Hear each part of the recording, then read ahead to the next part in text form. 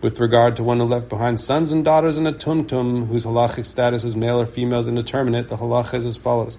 When the estate is large, the males direct the tumtum to the females and exclude him from their inheritance, claiming that perhaps the tumtum is female. When the estate is small, the females direct the tumtum to the males and exclude him from receiving sustenance, claiming that perhaps the tumtum is male. With regard to one who says, if my wife gives birth to a male, the offspring shall receive the gift of 100 dinars. If she in fact gave birth to a male, the offspring receives 100 dinars. If he says, if my wife gives birth to a female, the offspring shall receive a gift of 200 dinars. If she is in fact gave birth to a female, the offspring receive 200 dinars. If he says, if my wife gives birth to a male, the offspring shall receive a gift of 100 dinars, and if she gives birth to a female, the offspring shall receive a gift of 200 dinars, and in fact she gave birth to both a male and a female, the male offspring receives 100 dinars, and the female offspring receives 200 dinars. If she gave birth to a tumtum, the tumtum does not receive anything. If he said, whatever offspring my wife gives birth to shall receive a gift of a certain sum, and she gave birth to a tumtum, the tumtum receives it. And if there is no heir other than the tumtum inherits all of the estate. Hiniach banim gedolim uktanim hishbichu gedolim es hanchasim hishbichu emsa im amru ra'u ma shehiniach lanu abba hari anu osim va'ochlin hishbichu la'atzman v'chen ha'isha shehishbicha es hanchasim hishbicha le'emsa im amra ra'u ru ma shehiniach li bali hari ani osa. In the case of one who died and left behind adults and minor sons, if the adult sons enhanced the property, they enhanced it so the profit goes to the middle, i.e. it is distributed among all the heirs. If the adult son said from the outset, see that which our father left behind, we are going to engage in business with our share of the property and profit from it, then they enhance the property for themselves. And similarly, with regard to a wife who enhanced the property of her deceased husband, she enhanced it so the profit goes to the middle, i.e. it's divided between her and the heirs. If she said, see that which my husband left me, I'm going to engage in business with my share and profit from it, then she enhanced the property for herself. Ha'achin hashutafin shenafal echad mehen lo manus nafal le'emsa chalak nisrapa mishel atzmo ha'achin she'asu mikzasan shush vinus b'chayi ha'av chazra shush vinus chazra le'emsa sheha shush vinus nigbes b'beis din aval hasholeach lechavero kedei yain v'chadei shemen einan nigbin b'beis din mipnei shehen gemilus chasad. With regard to brothers who were also partners, and it occurred to one of them was summoned to the public service, which is assessed per family, he was summoned from the middle, i.e. the profits or expenses of his service are divided among them. If one of the brothers became sick and sought treatment, the cost of the treatment is paid from his own resources. It was common practice for friends of a groom to give him gifts in order to help cover the expenses of the wedding feast. These gifts are known to the gifts as gifts of groomsmen and would be reciprocated in turn. While the groom and the groomsmen were at times the recipient and the giver of the gifts, respectively, the gifts were at times provided by the father of the groomsmen and received by the father of the groom. In the case of the brothers, some of whom brought gifts of groomsmen in their father's lifetime, which were provided by their father, when the gifts of groomsmen are reciprocated after the father's death, when one of the brothers gets married, they are reciprocated to the middle, i.e. the gift is divided among the brothers. This is because gifts of groomsmen are a legal debt owed to the father, collectible in court. But with regard to one who sends his friends jugs of wine or jugs of oil, a reciprocal gift is not collectible in court because they are considered acts of kindness. Hasholeach sivlonos lebeis chamiv shalach sham me'a mane va'achel sham sudas chasan afilu bedinar einan nigbin lo achel sham sudas chasan hare elu nigbin shalach sivlonos merubin Sheyachzru ima lebeis bala hare elu nigbin sivlonos mu'atin shetish tamesh behen bebeis aviha einan nigbin.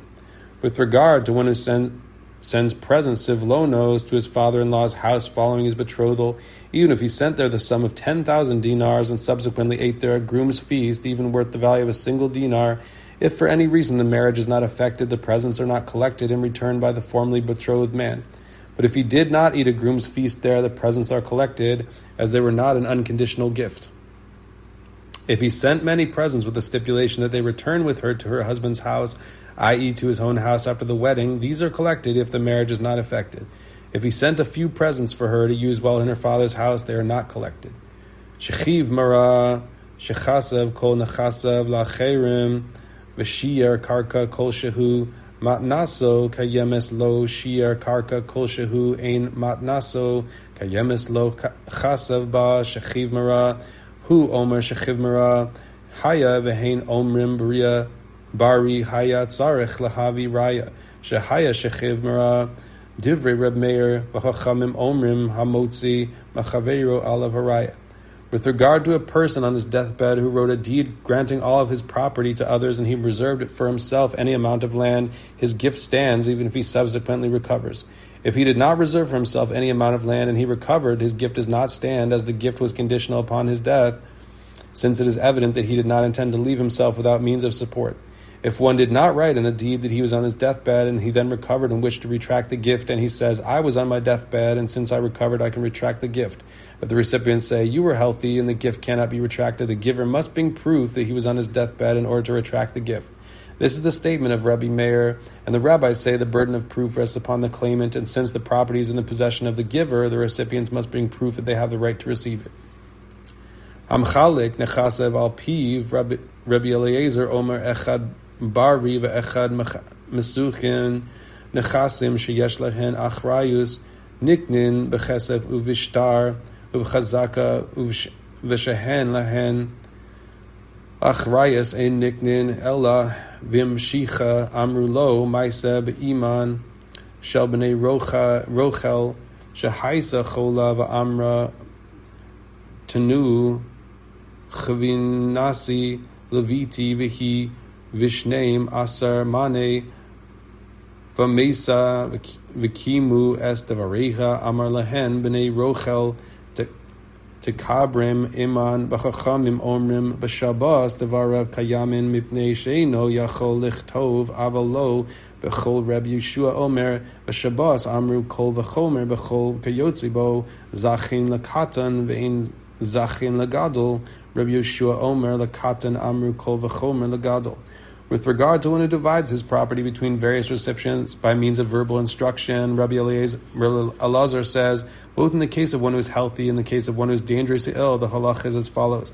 Property that serves as a guarantee, i.e. land, is acquired by means of money, by taking deed of transfer, or by taking possession of it. And that which does not serve as a guarantee, i.e. movable property, can be acquired only by pulling. The rabbi said to Rabbi Elazar, there was an incident involving the mother of the sons of Rachel who was sick and who said, my brooch shall be given to my daughter and its value to 1,200 dinars.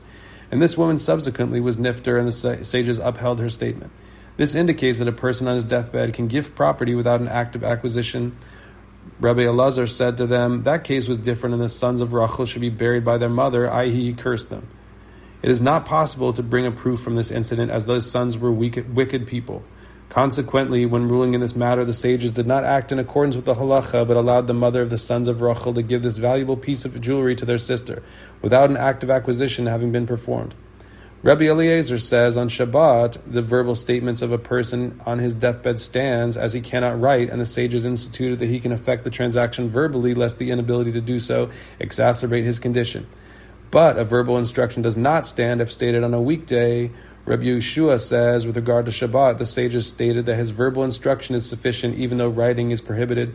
One can infer a fortiori that the same applies with regard to a weekday when writing is permitted. Similarly, one can acquire property on behalf of a minor, but one cannot acquire property on behalf of an adult, since he can perform the act of acquisition himself. This is the statement of Rabbi Eliezer. Rabbi Yeshua says the sages stated this halacha with regard to a minor, and one may infer a fortiori that this also applies with regard to an adult who is able to perform the act of acquisition himself.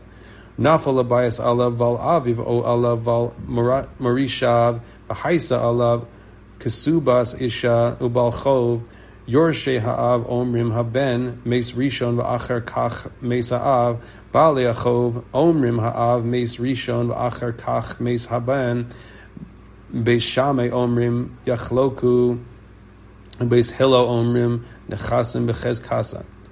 A house collapsed on a son and upon his father, or upon a certain person, upon those from whom he stands to inherit, and it is unknown who was nifter first. If If the son bore the responsibility to pay the marriage contract of his wife and to pay a creditor, and the son had no money with which to pay them except that which he might inherit from his father, and the father's heirs say, the son was nifter first, and afterward the father was nifter, and therefore the son did not inherit property from his father, and the creditors say, the father was nifter first, and afterward the son was nifter, resulting in the son's inheriting his father's property, enabling the creditors to collect payment from the property, even after the son's patira, there is a dispute with regard to how to rule. Since it cannot be determined who was nifter first, Beis Shammai say they divide the property between them, so the father's heirs receive half of his property and the son's creditors receive the other half. And Beis Hillel say the property retains its previous ownership status. Since the last known owner of the property was the father, the property is given to the father's heirs. Nafal abayis ala val ishto yorshei abal omrim haisha mesa rishona v'achar kach mesa bal yorshei haisha omrim abal mes rishon v'achar kach mesa haisha Beis Shammai omrim yachloku Beis Hillel omrim nechasim b'chezkasan kasuna b'chezkas yorshei habal nechasim hanechnasim v'hayotzin imma b'chezkas yorshei ha'av. If the house collapsed upon a husband and upon his wife, and it's not known who was nifter first, if the wife did not have any children from her husband, and the following claims arise, the husband's heirs say the wife was nifter first and was inherited by the husband. And afterward the husband died, and therefore the husband's heirs inherit both his and her property. The wife's heirs say the husband was nifter first, and afterward the wife was nifter, and her heirs inherit the property that she brought with her to the marriage and the payment of her marriage contract. Beis Shammai say they divide the property under dispute from between them, and Beis Hillel say the guaranteed property that the wife brought with her to the marriage retains its previous ownership status. The sum of the marriage contract remains in the possession of the husband's heirs, since the marriage contract is collected from the husband's property. Property that's brought into and taken out of the marriage with her, i.e. usufruct property that remains in the wife's possession during her marriage, remains in the possession of the heirs of the woman's father. Nafal abayis ala val imo elu ve'elu modim shiachloku amar Rabbi Kiva mode ani bazeh shehanchasim b'chezkasan amar lo ben azai al hachlukin anu mitztairin ella shebasa nachalik aleinu es hashavin. If the house collapsed on a son and upon his mother, and is unknown who is nifter first, the following claims arise. The mother's paternal family claims the son was nifter first, and therefore they inherit from the mother. And the son's heirs claim the mother was nifter first, and the son inherited from her, and therefore they inherit from the son. In this case, both the sages and those sages, Beis Hillel and Beis Shammai, concede that they divide the property between them. Rabbi Akiva said, in this case I can see that the property retains its previous ownership status. Ben Azai said to Rabbi Akiva, we are already troubled by those cases where Beis Shammai and Beis Hillel are in disagreement, but do you come to bring upon us a disagreement with regard to the case where they agree? Se'if Yud, Perak Yud, Get Pashut, Eidav Mitocho, Kushar Eidav Meachorav, Pashut Shekasvu Eidav Meachorav, Kushar Shekasvu Eidav Mitocho, Shnehem Pasulim, Reb Chanina ben Gamliel Omer, Mekushar Shekasvu Eidav, Metocho Kasher Mipnei Sheyachol, Lasoso Pashut, Rabban Shimon ben Gamliel Omer, Hakol, Kemineg Habdina. In an ordinary document, its witnesses are to sign inside it, i.e. on the written side of the paper. In a folded and tied document, its witnesses are to sign on the back of it. With regard to an ordinary document whose witnesses wrote their signatures on the back of it, and a tied document whose witnesses wrote their signatures inside of it, both of these are not valid. Rabbi Chanina ben Gamliel says a tied document whose witnesses wrote their signatures inside of it is valid because one can transform it into an ordinary document by untying it. Rabban Shimon ben Gamliel says everything is in accordance with regional custom.